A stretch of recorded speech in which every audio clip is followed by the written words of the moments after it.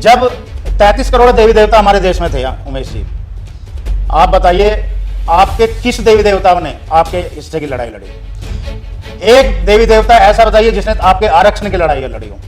एक देवी देवता ऐसा बताइए जिसने आपकी महिलाओं के सम्मान की लड़ाई लड़ी हो। एक देवी देवता ऐसा बताइए जिसने आपके अधिकारों की लड़ाई लड़ी हो, या आपके बच्चों के स्कूल की लड़ाई लड़ी हो, या आपके कॉलेज की लड़ाई लड़ी हो, या आपके यूनिवर्सिटियों की लड़ाई लड़ी हो, हॉस्पिटल की लड़ाई हो, या किसी भी मुद्दे को एक भी अच्छा मुद्दा बताइए आप, या किसी 33 करोड़ देवी देवताओं में एक भी व्यक्ति ने हमारे समाज की लड़ाई लड़ी है?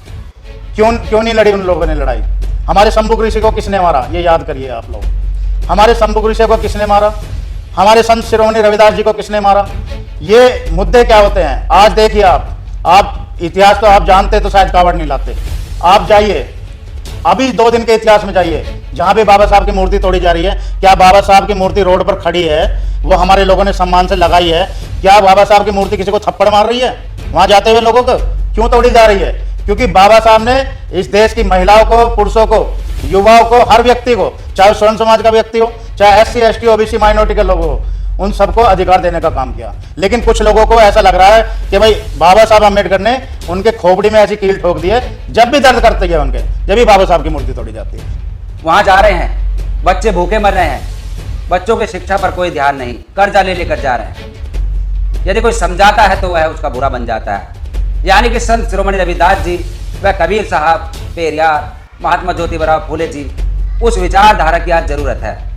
यानी कि किसी को बुरी भी ना लगे और लोगों की समझ में भी आ जाए, और जो समाज के लोग जागरूक भी हो जाए, और उसके बाद महापुरुषों का जो मिशन है वह पूरा भी हो सके। और उसी को लेकर हम बात करेंगे विजय जी से कि इनकी क्या राय है। और विजय भी काफ़ी प्रयास करते हैं समाज के अंदर जागरूकता लाने के लिए, काफ़ी समय से लगे हुए हैं। जी विजय, क्या लगता है कि ये जो आंदोलन है, जो यात्रा थी महापुरुषों की, कि इसमें कामयाबी मिल सकेगी या ऐसे ही चलता रहेगा जैसे कि चल रहा है ये सब? सभी को जय भीम साथियों।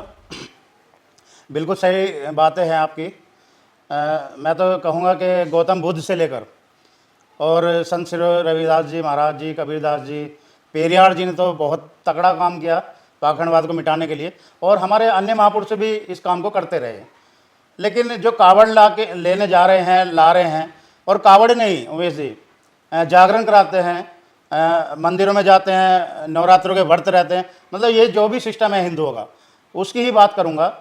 कि आप ये बताइए, मैं इनसे जानना चाहता हूँ, जो लोग कावड़ ला रहे हैं या अंधविश्वास भी करते हैं, कुछ लोग नवरात्रे पर अपनी माँ की आँख निकाल देते हैं, अपनी माँ के सर कलम कर देते हैं, बकरों की बलि दी जाती है, क्या वो आपके देवी देवता कहते हैं इन चीज़ों को करिए? अगर वो कहते हैं इन चीज़ों को करिए तो फिर ये क्या अच्छा है? अगर आप किसी बकरे की बलि देते हैं, अगर आपसे कोई कहे कि भैया तुम अपने बच्चे की बलि दे सकते हो, नहीं दे सकते वो लोग, तो वो भी तो किसी का बच्चा है। इन मुद्दों पर बहुत सारे हमारे महापुरुषों ने काम किया, लेकिन कहा है किसी ने कि भाई अंधविश्वास जो बहुत ताकतवर चीज़ है, अंधविश्वास से किसी का भी पागल बनाया जा सकता है। आप देख लीजिए कितने भी रामपाल है, राम रहीम है, ये लोग अंधविश्वास फैलाते हैं, फिर अपने आप को भगवान मनाते हैं, मनवाते हैं लोगों से, और जब पता चलता है कि भगवान हमारे जेल में जाकर बैठ गए, तो तब भी लोगों की भक्ति कम नहीं होती है कि भाई तुम्हारे भगवान जिनको तुम शक्तिशाली मानते हो, और वो लोग इतने गंदे काम करते हैं, महिलाओं का शोषण करते हैं, और फिर भी ये लोग गिरफ्तार होने के बाद इनको जेल में बैठाया जाता है, तब इनकी शक्ति कहाँ चली जाती है? बिल्कुल, ये सवाल। क्या इनकी जो जांच होती है तो इनके अंदर ये शक्ति नहीं है कि वो अपनी जांच को रुकवा सके? इनके अंदर वो शक्ति नहीं है कि किसी थाने में रिपोर्ट ना हो पाए? लेकिन ऐसा कुछ नहीं है, ये अंधविश्वास है। और अंधविश्वास आजकल तो हमने देखा कि जो पढ़े लिखे IPS ऑफिसर हैं वो लोग भी अंधविश्वास में हैं, जबकि बाबा साहब ने कहा शिक्षित बनो, संगठित रहो, संघर्ष करो। लेकिन शिक्षित आदमी बन रहा है, लेकिन उसको शिक्षित बनने के बाद भी उसको तर्कवादी या विज्ञानवादी बातें समझ नहीं आ रही, तो ऐसे लोगों को मैं अनपढ़ ही मानता हूँ। दूसरी बात, जो कावड़ की बात चल रही है, हम आज आ रहे थे कंकर खेड़े से सुबारती की तरफ, जो मेरठ में है। हमने कितने भक्तों को देखा, हाथ दिया उन्होंने, भैया हमें रोक लो। मैंने कहा भैया कावड़ जो आप ला रहे हो, चलो हम तो रोक लेंगे, बैठा भी लेंगे, लेकिन कावड़ जब आप लेकर आ रहे हो अपनी कावड़, आपने कह दिया भैया हम तो 51 लीटर जल लेकर जाएंगे, जब आपके बस की नहीं है इतना जल लेकर जाना, भाई आपके अगर छाले पड़ जाएं तो हमें आशीर्वाद दे दिया शंकर जी ने, और अगर आप छाले ना पड़े तो हमारी प्रतिज्ञा पूरी हो गई। मतलब चिट भी अपनी, पट भी अपनी। तो मतलब तुम्हारे शंकर जी ने तुम्हें अगर छाले पड़ गए तुम्हारे पैरों में, या तुम बीमार हो गए, या तुम अपनी यात्रा पूरी नहीं कर पा रहे हो, तो इसमें आप शंकर जी ने क्या आशीर्वाद दे दिया? क्या वो चाहते हैं तुम ऐसा ना करें? अगर वो चाहते हैं तो अगली बार से कावड़ लाना बंद कर दो।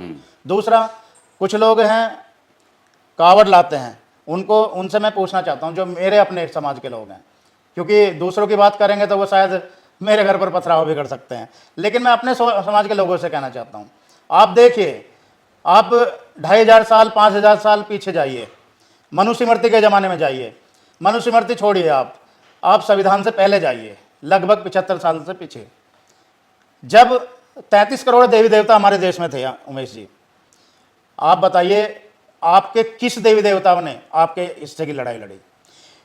एक देवी देवता ऐसा बताइए जिसने आपके आरक्षण की लड़ाई लड़ी हो।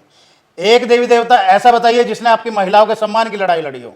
एक देवी देवता ऐसा बताइए जिसने आपके अधिकारों की लड़ाई लड़ी हो, या आपके बच्चों के स्कूल की लड़ाई लड़ी हो, या आपके कॉलेज की लड़ाई लड़ी हो, या आपके यूनिवर्सिटियों की लड़ाई लड़ी हो, हॉस्पिटल की लड़ाई हो, या किसी भी मुद्दे को, एक भी अच्छा मुद्दा बताइए आप, या किसी 33 करोड़ देवी देवताओं में एक भी व्यक्ति ने हमारे समाज की लड़ाई लड़ी है? क्यों नहीं लड़ी उन लोगों ने लड़ाई? हमारे शंभुक ऋषि को किसने मारा, ये याद करिए आप लोग। हमारे शंभुक ऋषि को किसने मारा? हमारे संत शिरोमणि रविदास जी को किसने मारा? ये मुद्दे क्या होते हैं? आज देखिए, आप इतिहास तो आप जानते तो शायद कावड़ नहीं लाते।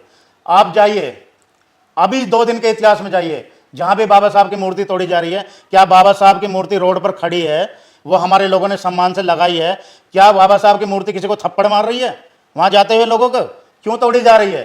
क्योंकि बाबा साहब ने इस देश की महिलाओं को, पुरुषों को, युवाओं को, हर व्यक्ति को, चाहे स्वर्ण समाज का व्यक्ति हो, चाहे SC ST OBC माइनॉरिटी के लोग हो, उन सबको अधिकार देने का काम किया। लेकिन कुछ लोगों को ऐसा लग रहा है कि भाई बाबा साहब अम्बेडकर ने उनके खोपड़ी में ऐसी कील ठोक दी है, जब भी दर्द करती है उनके, जब भी बाबा साहब की मूर्ति तोड़ी जाती है, जब भी बुद्धा की मूर्ति तोड़ी जाती है, जब भी संत शिरोमणि रविदास जी की मूर्ति तोड़ी जाती है। तो ये देश में चल यही रहा है कि हमें, उनके हिसाब से ऐसा लगता है कि हमें पाखंडवाद में आना चाहिए, जबकि बाबा साहब ने खुद कहा कि जात पात तोड़ो और समाज को जोड़ो। हम लोगों को बाबा साहब ने धम्म भी दिया, हम लोगों को बुद्ध और उनका धम्म भी दिया, बौद्ध धम्म भी दिया, संविधान दिया, अधिकार दिए, क्या कुछ नहीं दिया हमारे महापुरुषों ने।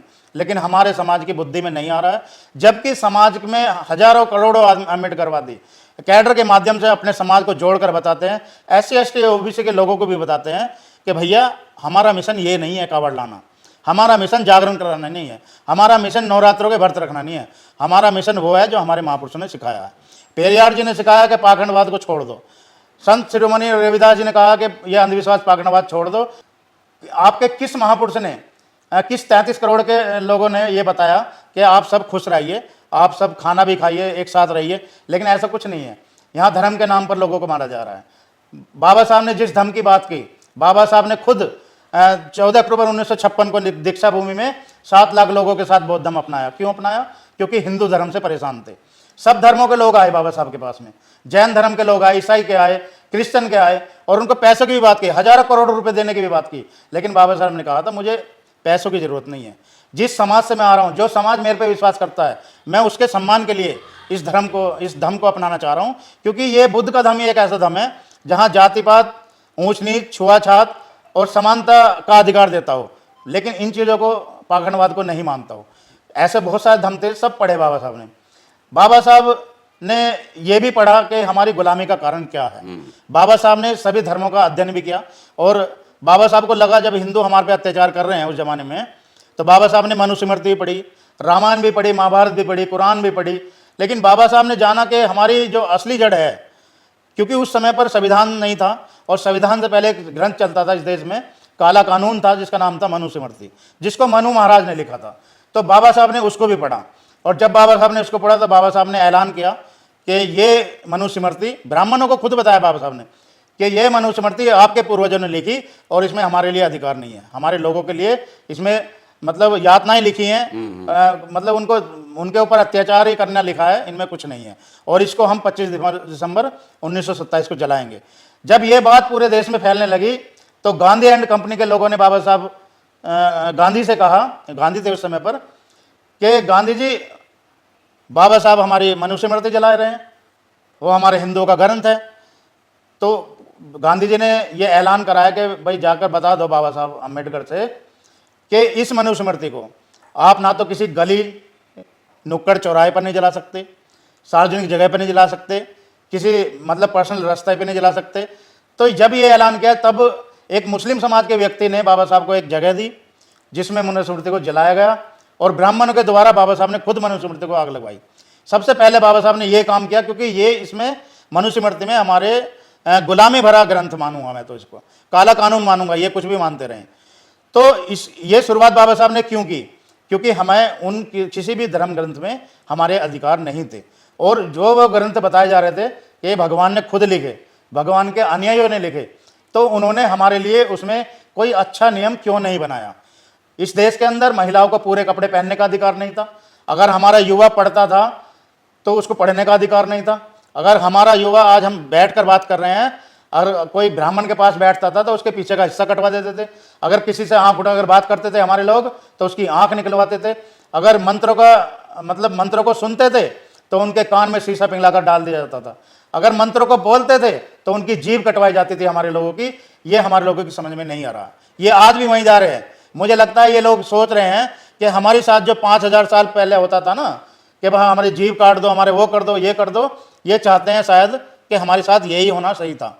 बाबा साहब ने या हमारे पुरुषों ने गलत किया, हमारे महापुरुषों ने, कि हमें आज़ाद कर दिया, हमें जानवर से इंसान बना दिया, क्योंकि ये तो एहसान फरामोश है जी। ये नहीं मानेंगे। लेकिन आज मैं आज भी बता रहा हूँ, जो समाज सेवी लोग हैं, जो आपके अम्बेडकरवादी संगठन है, वो लोग आज भी आपका दर्द है, चाहे भले ही आप बाबा साहब के अपमान के लिए कावड़ ला रहे हैं, बाबा साहब का फोटो लगाकर कावड़ ला रहे हैं, हमारे बाबा साहब का अपमान कर रहे हैं। आपको शर्म आनी चाहिए, डूब के मर जाना चाहिए उसी गंगा के पानी में ही जहाँ से तुम ये कावड़ ला रहे हैं, कि हम उस व्यक्ति का अपमान कर रहे हैं जिसने कभी ना तो राखी बंधवाई, ना कभी कावड़ लाए, ना कभी व्रत रखे, और कभी भी पाखंडवाद अंधविश्वास से दूर रहे, और हमेशा अपने लोगों के लड़ने के लिए पढ़ते रहे, और ये करके भी दिखाया उन्होंने। विश्व के लोग हमारे बाबा साहब को मानते हैं कि उन्होंने कितना बड़ा परिवर्तन किया। कोलंबिया यूनिवर्सिटी से पढ़कर आए बाबा साहब, और इतना बड़ा उन्होंने परिवर्तन किया कि वो आज उनको वहाँ कोलंबिया यूनिवर्सिटी में उनको ज्ञान का सागर मानते हैं।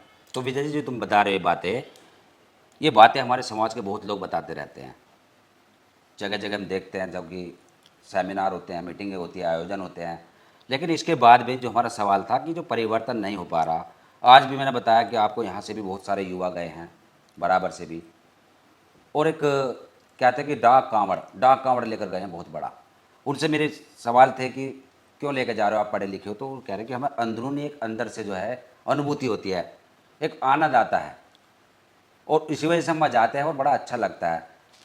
नशाखोरी करते हैं नहीं करते हैं वो तो खैर नहीं पता है, लेकिन जो अंदरूनी बात है, अंदरूनी जो अध्यात्म है, उस अध्यात्म से जो तथागत गौतम बुद्ध जी ने भी जोड़ा, और वह खुद भी जुड़े। कबीर साहब भी अध्यात्म को जानते थे, संत शिरोमणि रविदास जी भी जानते थे, और उसी का ये कांवड़ यात्रा जो चल रही, जो हमारा अपना मानना है, कांवड़ यात्रा हो, एक सूरजपाल जाटव जो कि अभी कुछ दिनों पहले सुर्खियों में आया था, और आज उसका कुछ भी नहीं बिगड़ पाया, उसने भी एक सत्संग चलाया था अपना। जो अध्यात्म है, इस अध्यात्म को समझना बहुत कठिन पड़ रहा है, क्योंकि जो अध्यात्म असली है, उसका जो असली निचोड़ है, वह तो तथाकथित मनुवादियों ने अपने अंदर ग्रहण कर लिया, और जो उसका कबाड़ है, वो कबाड़ इधर छोड़ दिया। यानी कि बुद्ध ने भी कहा है कि बिना अध्यात्म के इंसान का जीवन एक अंधकार के समान है, कि जैसे कि एक मोमबत्ती जो बुझ जाती है, प्रकाश नहीं देती, ऐसे ही इंसान का जो जीवन है उसके अंदर भी अंधकार हो जाता है यदि वह अध्यात्म को नहीं जानता। लेकिन हमारे लोग बात करते हैं कि पाखंड है, इन चीज़ों में उलझना बेकार है, लेकिन जो असली एक निचोड़ है उसकी तरफ कोई नहीं ले जाना चाहता। उसमें चाहे बौद्ध भिक्खु हो, बौद्ध भिक्खु से भी हमारा यही सवाल रहता है कि जिस अध्यात्म को, जिस अंदरूनी आनंद को महिलाएं या पुरुष जो लेना चाहते हैं, उस सुख को, उस शांति को, उसको क्यों नहीं दे पाते? यदि वो मिल जाएगी तो उसकी तरफ से वह हट जाएंगे, जो कि आज जिसको हम आडंबर बोलते हैं, और जब ठीक जगह मिल जाएगी उनको तो उस तरफ आ जाएंगे। लेकिन उस तरफ भी कोई नहीं ले जाता। हम देखते हैं कि मेले लगते हैं, इस्लाम में भी है बहुत सारा ऐसा आनंद, जो कि उनके हमने बातें की तो उनसे हमें लगा कि हाँ है, वहाँ क्या है क्या नहीं है वह वे जानते होंगे। संत शिरोमणि रविदास जी ने कहा कि मन ही पूजा मन ही धूप, मन ही सेव सहज सब रूप। रविदास जन्म के कार ना होत न कोई नीच, नकर को नीच करी डाली है ओछी कर्म की कीच। यानी कि घुमा फिरा के यदि इन बातों को हम समझे, इसके निचोड़ तक पहुँचे, तो हमें पता चलेगा कि वो जो लोग जा रहे हैं वहाँ पर कांवड़ लेने, कांवड़ ढो रहे हैं, जबकि उनको पता है कि गलत है। उनको ये भी पता है कि इससे हमारा नुकसान के सिवा कुछ नहीं होगा। उनको ये भी पता है कि हम कर्जा लेकर जा रहे हैं, हम बर्बादी की तरफ जा रहे हैं। उनको ये भी पता है कि हमारे बच्चों के यह काम नहीं आएगा।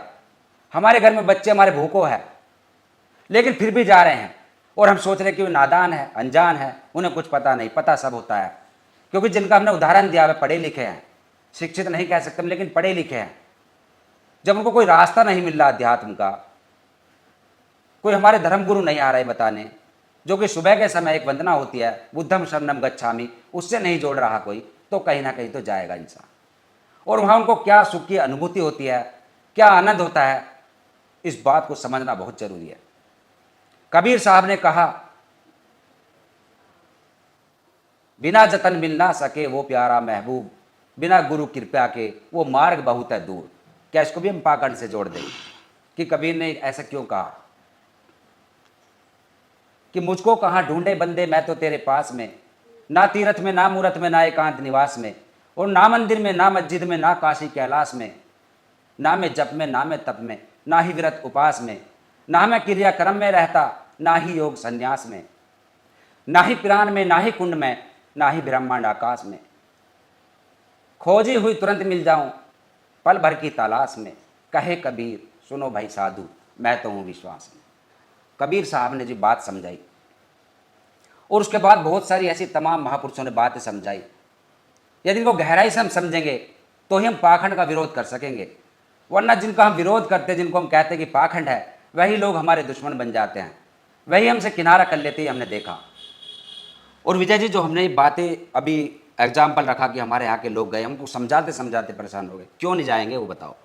महिलाएं जो कि रोजाना आती है मंदिर पर, ये मंदिर है बराबर में, और आकर यहाँ पर करीबन 15 या 10 मिनट समय देती है, चाहे कुछ भी है, उनको एक कहती है कि मैं शांति मिलती है मन को।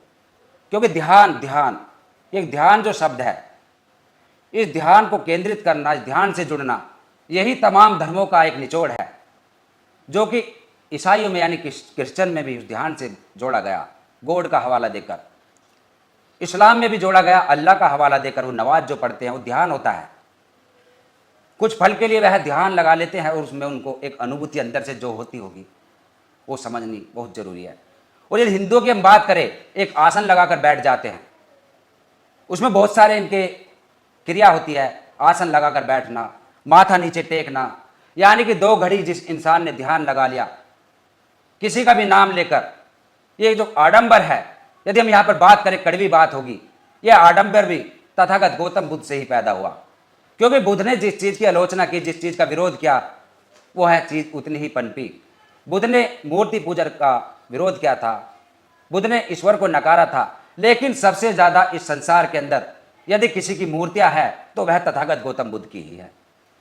जितना ज़्यादा विरोध किया वह चीज़ उतनी ही पनपी। और आज जो हम देख रहे हैं कि हम विरोध करते हैं मंदिरों का, मस्जिदों का, गुरुद्वारों का, जितने भी धार्मिक संस्थाएं हैं, इनकी गहराई तक नहीं जा पाते कि आखिर ये क्यों बनी, क्या ऐसी नौबत आई, क्यों बनी। जो अच्छाई है उसकी तरफ हम नहीं जाते, लेकिन उसमें बुराइयाँ निकाल लेते हैं हम लोग भी। लेकिन यदि हम अध्ययन करते हैं, गहराई से सोचते हैं, तो यही हमें लगता है कि हमारा धर्म क्यों कमज़ोर हुआ, हमारा धर्म क्यों कमज़ोर हुआ। यदि हम इनकी अच्छाइयों को लेकर अपने धर्म की ओर चले तो हो सकता है आज भी हमारा धर्म मजबूत हो सकता है, जो हमारा अपना मानना है। और बहुत सारी ऐसी बातें हैं। विजय जी, अब बताइए आप थोड़ा। देखिए, बिल्कुल ठीक बात है। जब हमारे लोगों के पास घर ही नहीं होगा तो वो दूसरों के घर में जाएगा। हमें भी अपने बौद्ध विहार बनाने चाहिए, लेकिन पाखंड ना हो उनमें। वैसे तो पाखंड होता नहीं है हमारे बौद्ध विहारों में, और वहाँ पर भी मेडिटेशन होनी चाहिए। लोगों को शांति मिलने की बात है तो वो अपने बौद्ध विहार में भी मिल सकती है। लेकिन हमारे महापुरुष कहते हैं, जो हमारे बुद्धिजीवी लोग हैं, वो हमेशा कहते हैं ये गुलामी बहुत लंबी गुलामी है, और जो तर्क बुद्धि वाला व्यक्ति है वो जल्दी समझ जाता है, वो अंधविश्वास पाखंडवाद को छोड़ देता है। लेकिन जिनकी बुद्धि में ही तर्क नहीं है तो वो हमेशा, चाहे कितना पढ़े लिख ले वो, चाहे उसकी नौकरी लग जाए, चाहे उसका बिजनेस हो, तो वो कहीं ना कहीं पाखंडवाद नहीं छोड़ पाता है, वो आए दिन इन काम को करता रहेगा। वो ये भी मानता रहेगा कि मैं आज जिसकी देन हूँ वो ही है। लेकिन मैं उनसे वही पूछना चाहता हूँ कि संविधान से पहले आप बिजनेसमैन क्यों नहीं बने, संविधान से पहले आप नौकरी क्यों नहीं करते थे, सरकारी नौकरी। तो ये भी विषय आता है। लेकिन ये सोचने वाली बात है, हम भी मनवादी थे, लेकिन जैसे ही हमारे एक बुद्धिजीवी व्यक्ति ने हमें बताया, आप यकीन मानना, एक आम के बाग में था मैं, और रात को वहीं सोते थे हम, आम के बाग में कोई आम ना चुरा ले। तो वहाँ हमारी एक बहस चली, क्योंकि हम भी देवी के भक्त रहे, और वहाँ बहस चली तो उन्होंने बताया भाई देवी ने आपके लिए क्या किया। तो हम जब मानते थे तो हम भी उनसे बहस करने लगे। तो हमने काफ़ी बात सुनी, उन्होंने बताया कि भाई एक इतिहास बताइए ऐसा जो आपके लिए कुछ किया हो। हमने घर पर आकर बात करी अपनी मम्मी से, अपने भैया से, तो हमें कोई जवाब ऐसा नहीं मिला। हमें जवाब ये मिला कि हमारे पूर्वज मानते आ रहे हैं, हमारे बड़े मानते आ रहे हैं, इसलिए हम भी मान रहे हैं। तो ये भेड़ चाल है, हमारे पूर्वज मानते आ रहे हैं, ये हम भी यही मान रहे हैं। तो इस चीज़ को हमने अपने घर से शुरुआत की। और आप हमारी बहन की शादी में आए, हमने देखो, अम्बेडकरवादी बनना, जय भीम बोलना, जय भीम बोलना ये तो 5 मिनट का काम है, लेकिन एक अम्बेडकरवादी बनना और एक कट्टर अम्बेडकरवादी बनना ये 5 मिनट का काम नहीं है। ये मैं तो यही कहूँगा कि अंधविश्वास, पाखंडवाद को अपने पैरों के नीचे कुचलने के समान है जी। ठीक है। तो हमने ये सब करा, हमारे घर में ये सब होने लगा, धीरे धीरे हमारे घर में परिवर्तन आया। तो ये समझाने की भी बात होती है, और ये एक बुद्धि पर भी डिपेंड करता है। आप कावड़ वालों से बात करोगे, आप उनको समझाने की बात करोगे, आप उनसे बताओगे इसमें आपने कितना खर्चा लगा दिया, आप उनसे बताओगे क्या आपके घर में ऐसा कोई काम नहीं था कि इस पैसे को आप वहाँ लगा सकते हैं। लेकिन ये बात उनकी बुद्धि में नहीं आएगी। उनकी बुद्धि में क्या आएगी, वो आपसे बहस करेंगे, और बहस करने का मतलब वही है कि भाई गधे को दिया नून और मेरी आँख फोड़े, ये वाला मुहावरा उन पर सही बैठता है। तो क्योंकि इन लोगों को समझाना बहुत मुश्किल इसलिए है क्योंकि कुछ लोग हमने देखा है, हमारे एक साथी हैं, कह रहे भैया वहाँ भांग पीने को बढ़िया मिलती है, हमारा तो मज़ा आता है, खाने की कोई कमी नहीं है। किराए की बात यह है, कोई भी कावड़ आए, कोई मोटरसाइकिल है, उस पर बैठ कर जाते हैं। इधर से ट्रेन फ्री कर रखी सरकार ने। तो ये बढ़ावा जो सरकार भी दे रही है, क्योंकि जो सरकारें बन रही हैं ना, वो अपने धर्म को आगे बढ़ा रही हैं, अपने धर्म को आगे बढ़ाएं। अब बताइए योगी जी, कावड़ वाले कितना अच्छा काम करें, योगी जी फूल बरसाएंगे उन पर। ये भी सोचने का विषय है। आज इस देश के अंदर लोग अपने अधिकारों के लिए मांग रहे हैं तो उनको लाठियां मिल रही हैं। यहाँ के युवा, देश का भविष्य, आज नौकरी मांगता है तो उनको लाठियां मिलती हैं, उन पर लाठियां बरसाई जा रही हैं। लेकिन कावड़ियों के ऊपर उनको फूल बरसा रहे हैं जी। क्यों? क्योंकि वो धर्म का काम कर रहे हैं। क्योंकि जिस धर्म से योगी मोदी जी आते हैं उसी धर्म को वो भी आगे बढ़ा रहे हैं, जबकि उनको पता है अगर ये लोग आगे नहीं बढ़ाएंगे, इन लोगों में हिस्सा नहीं लेंगे, तो ये धर्म आगे नहीं बढ़ेगा। हमने देखा एक प्रकरण, क्योंकि हमारे लोग जाते हैं तो ये बात हमारे समाज में आती है। एक 2000 लगभग 8 की बात है, तब कावड़िया बहुत कम गए थे।